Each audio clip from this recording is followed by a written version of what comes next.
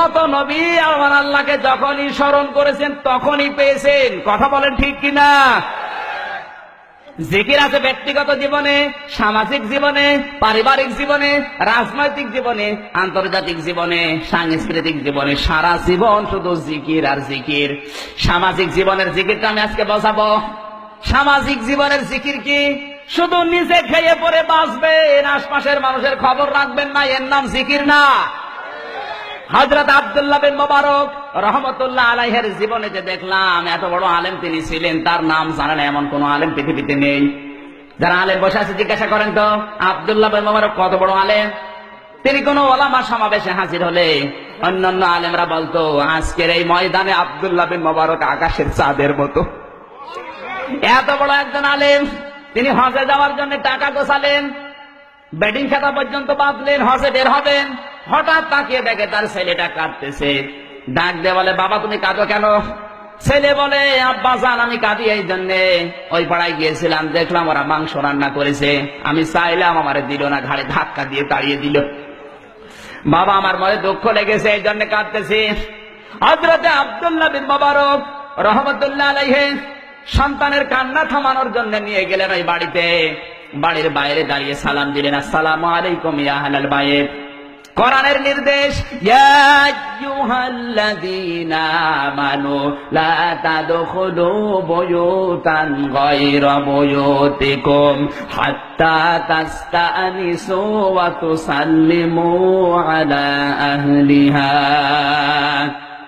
সূরা নূর 18 নম্বর পরে 12 নম্বর পৃষ্ঠার প্রথম নম্বর লাইনে 4 নম্বর উপর 27 নম্বর আয়াত। এটা আল্লাহ পাক বলেন, ঈমানদারেরা নিজের ঘর হোক আর অন্যের ঘর হোক, আগে সালাম দিবা, 2 নম্বরে অনুমতি নিবা, তারপরে প্রবেশ করবা। এ নির্দেশ কার? বাংলাদেশের সামাজিক জীবন এটা আছে। যার তার বাড়িতে যেভাবে ঢুকে পড়ছে আগে অনুমতি নেবেন, সালাম দেবেন, তারপরে প্রবেশ। আল্লাহর এই আদেশ মানা ফরজ না নফল? জোরে বলেন। আব্দুল্লাহ বিন মুবারক কোরআনের আয়াত আমল করার জন্য সালাম দিলেন। বাড়ির মালিক বেরিয়ে এসেছে, তাকিয়ে দেখে আব্দুল্লাহ বিন মুবারক দাঁড়ানো। বলে, হুজুর এত বড় আলেম আমার বাড়ির সামনে, আসেন ভেতরে, কি খেদমত করবো আপনার? হযরত মুবারক বলে, বন্ধু বাড়ির ভেতরে যাওয়ার মতো পরিবেশ আমার হাতে নেই, আমি ব্যস্ত মানুষ, হজে যাচ্ছিলাম, আমার এই ছেলেটা কাঁদছিল, ওর কান্না থামানোর জন্য আমি এসেছি। আপনাদের বাড়িতে কি গোশত রান্না হয়েছে? বলে হ্যাঁ। আমার এই ছেলেটা এসেছিল? বলে হ্যাঁ। চেয়েছিল, দাও নাই কেন? কথা বলে না। চোখের পানি ফেলে দিয়ে বলে, হুজুর দুঃখের কথা বলবো কি, আমার বাড়িতে আজ 3 দিন পর্যন্ত চুলায় কোনো আগুনই জ্বলে না। আমি ময়দানে গিয়েছিলাম কাজের সন্ধানে, কিন্তু কাজ পাইনি। প্রতিমধ্যে আসার সময় দেখি একটা মরা গরু পড়ে আছে, আশপাশে মানুষ দেখতে না পেয়ে চামড়া ছিলে কিছু গোশত নিয়ে এসেছি। পরিবারস্থ লোকদের জীবন বাঁচানোর তাগিদে এই মাংসর গোশতগুলো রান্না করে খাচ্ছিলাম। এমন সময় আপনার এই ছেলেটা এসে হাজির। হুজুর আপনি তো ধনী মানুষ, সাহেবে মাল, যাকাত ফিতরা আপনারা খান না, আপনার এই ছেলেটা তো আমি চিনি, যাকাত ফিতরার মালই আপনারা নেন না, এই মরা গরুর মাংস খাবেন? মরা গরুর মাংস যদি আপনার ছেলেকে না দিয়ে ভুল করে থাকি, মেহেরবানি করে আমারে মাফ করে দেন।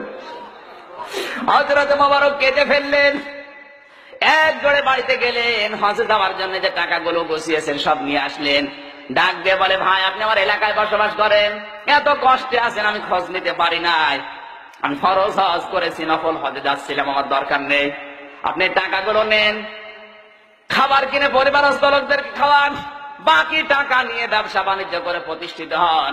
জীবনে এই টাকা আমারে আর ফেরত দেওয়া লাগবে না, আল্লাহর রাস্তায় আপনাকে আমি দান করে দিলাম। 45 দিন পর হযরতে মুবারকের বন্ধু এসে বলে, মুবারক তুমি হজ থেকে কবে আসলে? হযরতে মুবারক বলে, বন্ধু আমি এবার হজে যাইনি, হজের টাকাগুলো এক গরিব প্রতিবেশীকে দিয়ে দিয়েছি।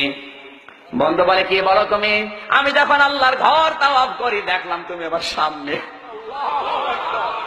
আমি যখন নবীজির রওজা জিয়ারত করি দেখলাম তুমি আমার সামনে দাঁড়িয়ে আছো, আমি যখন মিনা মুজদালিফায় দেখলাম তুমি আমার সামনে, সাফা মারওয়ায় যখন দৌড়াদৌড়ি করি দেখলাম তুমি আমার সামনে দৌড়াচ্ছ। সত্যি করে বলো তুমি হজ থেকে কবে আসলে? হযরতে মুবারক বলে, বন্ধু সত্য বলছি, আমার হজের টাকা এবার আমার এক গরিব প্রতিবেশীকে দান করে দিয়েছি। ওই রাতে তাকে স্বপ্ন দেখানো হচ্ছে, মুবারক তুমি হজে আসো নাই, তাতে কি হয়েছে? তোমার যে স্যাক্রিফাইস, তোমার যে দান, এই দানটা আল্লাহ এত বেশি কবুল করেছে, একজন ফেরেশতাকে তোমার আকৃতি ধারণ করিয়ে এবছরে হজের যতগুলো কাজ আল্লাহ নিজে সম্পাদন করে দিয়েছে। এই বছরে আরাফাতের ময়দানে যত লক্ষ লক্ষ মানুষ হজে এসেছিল, তোমার এই দানের ওসিলায় সবার হজ আল্লাহ কবুল করে নিয়েছে। শুধু নিচে খেয়ে পরে বাঁচবেন, আশপাশের মানুষের খবর রাখবেন না। এর নাম জিকির না, এটা সামাজিক জীবনের জিকির। এ জিকির আছে আজ, উনি জিকির করে যাচ্ছে, ভান্ডামি বাদ দেন, এটার নাম জিকির।